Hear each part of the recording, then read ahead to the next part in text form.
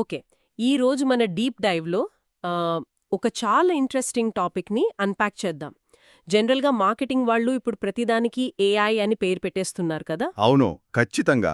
ప్రతి చిన్న సాఫ్ట్వేర్కి AI tag తగిలిస్తున్నారు. అదే లైక్ మనం రోజు వాడే నెట్ఫ్లిక్స్ రికమెండేషన్స్ అయినా లేక చాట్ జీపీటీ అయినా ఇవన్నీ చూసి ఏఐ ఎంఎల్ అంతా ఒకటే టెక్నాలజీ అనుకుంటే మాత్రం మనం పప్పులో కాలేసినట్లే. 100% నిజం.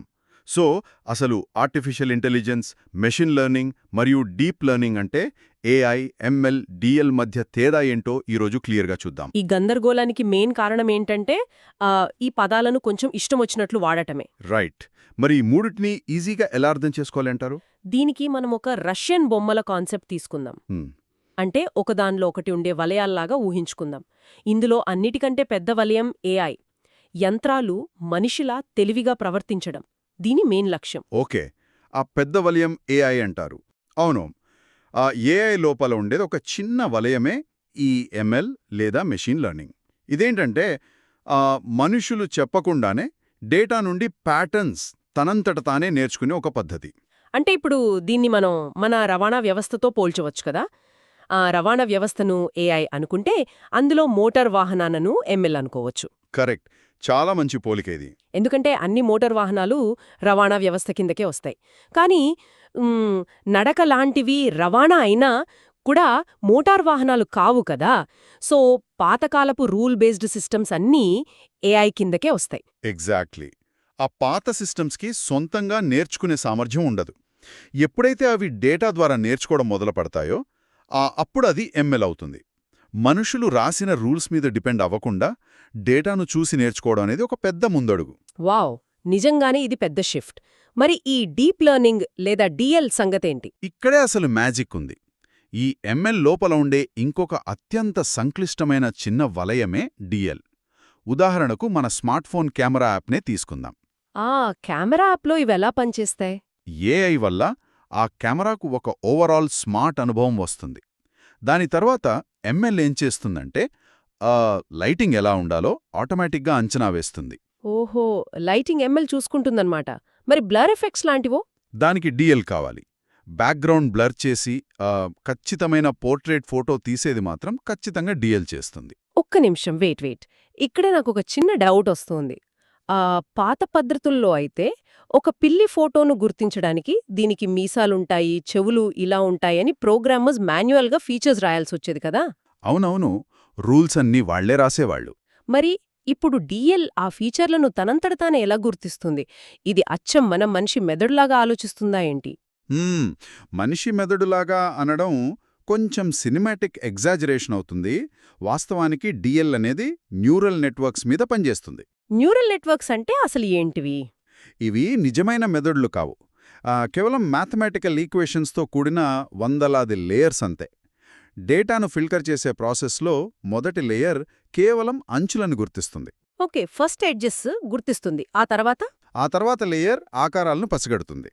ఫైనల్గా ఆ లేయర్స్ అన్నీ కలిసి అది పిల్లి అని నిర్ధారిస్తాయి. దీనికి మనం ఫీచర్స్ చెప్పాల్సిన పనిలేదు, కానీ భారీ డేటా మరియు విపరీతమైన కంప్యూటింగ్ పవర్ కావాలి. వినడానికి చాలా అద్భుతంగా ఉంది. కానీ దీన్ని ప్రాక్టికల్గా డెవలప్ చేయడానికి అంత భారీ కంప్యూటింగ్ పవర్, డేటా కావాలన్నారు కదా. అవును, ఖచ్చితంగా కావాలి. మరి సాధారణ సాఫ్ట్వేర్ డెవలపర్స్కి ఇది ఎంతవరకు ఉపయోగపడుతుంది? ఎందుకంటే మన సోర్సెస్ ప్రకారం చూస్తే 2026 నాటికి జాబ్ మార్కెట్ మొత్తం ఈ టెక్నాలజీ డబ్బకి మారిపోతుంది కదా. మారిపోవడం కాదు, ఇప్పటికే మొదలైందే అని చెప్పాలి. 2026 నాటికి గ్లోబల్ ఏఏ మార్కెట్ $1 ట్రిలియన్ చేరుకుంటుందనే ఒక అంచనా. మన ఇండియాలోనే చూసుకుంటే ఏఏ స్కిల్స్కు 30% వృద్ధి ఉంది. 30% అంటే చాలా ఎక్కువే కదా.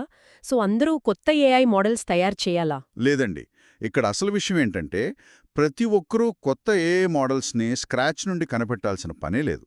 మార్కెట్లో ఉన్న మోడల్స్ని పైథాన్ లాంటి లాంగ్వేజెస్తో ఎలా ఇంటిగ్రేట్ చేసి వాడాలో తెలిస్తే చాలు. అంటే ప్రాక్టికల్ ఇంప్లిమెంటేషన్ ముఖ్యమన్నమాట. ఖచ్చితంగా.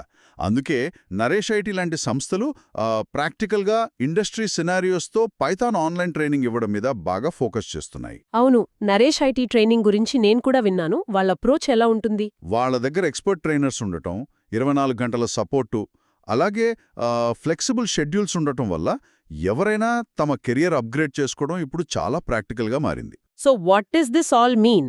నా ఉద్దేశ్యం ఏంటంటే ఈ రంగంలోకి వెళ్ళాలంటే ఖచ్చితంగా ఒక మ్యాథ్స్ జీనియస్ అయ్యుండాలా? లేదు, అదే అందరూ చేసే పొరపాటు.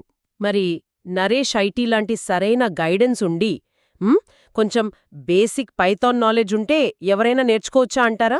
ఖచ్చితంగా నేర్చుకోవచ్చు. మ్యాథ్స్ జీనియస్ అవ్వాల్సిన పనే లేదు. ఒక బేసిక్ ప్రోగ్రామింగ్ లాజిక్, ముఖ్యంగా పైథాన్ మీద పట్టు సాధిస్తే చాలు. ఓకే, లాజిక్ ముఖ్యమంటారు. అవును. దానికి తోడు సరైన ప్రాక్టికల్ ప్రాజెక్ట్స్ చేస్తే ఆ కెరీర్ చాలా సులభంగా స్టార్ట్ చేయొచ్చు. సింపుల్గా చెప్పాలంటే ఏఐ ఒక పెద్ద ఆలోచన అయితే ఎంఎల్ దాన్ని సాధించే పద్ధతి. ఇక డిఎల్ సంక్లిష్ట సమస్యలను పరిష్కరించే విధానం. రైట్, ఈ లాజిక్ చాలా స్పష్టంగా అర్థమైపోయింది. ఏఐ, ఎంఎల్, డిఎల్ ఇవన్నీ వేర్వేరు సాంకేతిక దశలు అని క్లియర్గా తెలిసింది. అవును. ఈ క్లారిటీ ఉంటే కెరీర్ ప్లాన్ చేసుకోవడం చాలా ఈజీ. ఎగ్జాక్ట్లీ. అయితే ముగించే ముందు ఒక ఆసక్తికరమైన ఆలోచనను ఇక్కడే వదిలేస్తాను. జనరల్గా ఆలోచిస్తే యంత్రాలు మనుష్యుల ప్రమేయం లేకుండా డేటాను విశ్లేషించి తమకు తామే నేర్చుకోగలిగితే బావుంది. అవును.